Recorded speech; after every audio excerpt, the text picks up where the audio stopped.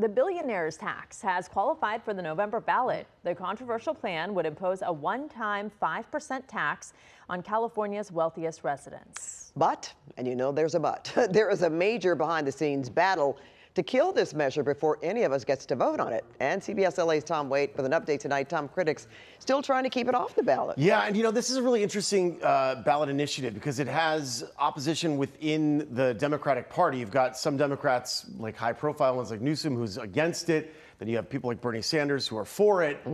So yeah, it's kind of caused a bit of a split. So the campaign leading the charge to pass the billionaire tax tonight, telling us hundreds of union leaders, community organizations, and elected officials are endorsing the measure because they say if it doesn't pass, California's healthcare system could collapse.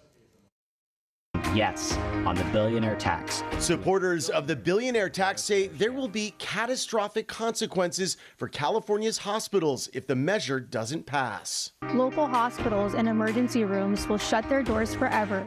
Political experts say there is an intense pressure campaign behind the scenes to get organizers to withdraw the issue from the November ballot.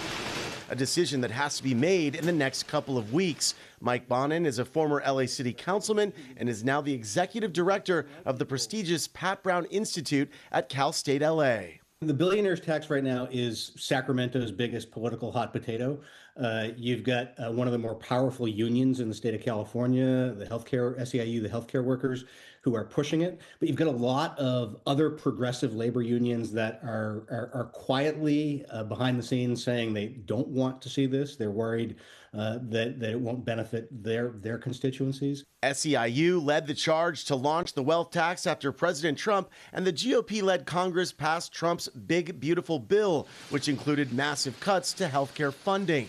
SEIU and their supporters say revenue generated from the tax on billionaires would make up for those cuts. But there is rare bipartisan opposition to the proposal. Governor Newsom is against it, and so are Democrat Javier Becerra and Republican Steve Hilton, the two men who are trying to succeed him in the upcoming November election. If they chase all these billionaires out of the state, they're going to lose their income taxes, which is a big chunk of the state's revenue. That's one of the arguments against it. The other thing it's energized Silicon Valley to become interested in California politics. It's estimated there are about 200 billionaires living in the Golden State. If the measure ends up on the November ballot and passes, billionaires would be on the hook for a one-time 5% tax on their stocks and other assets. Several high-profile billionaires have already fled the state, including Facebook founder Mark Zuckerberg and Google's co-founders Larry Page and Sergey Brin. It would be highly unlikely for SEIU UHW to withdraw this. However, you've got several other ballot measures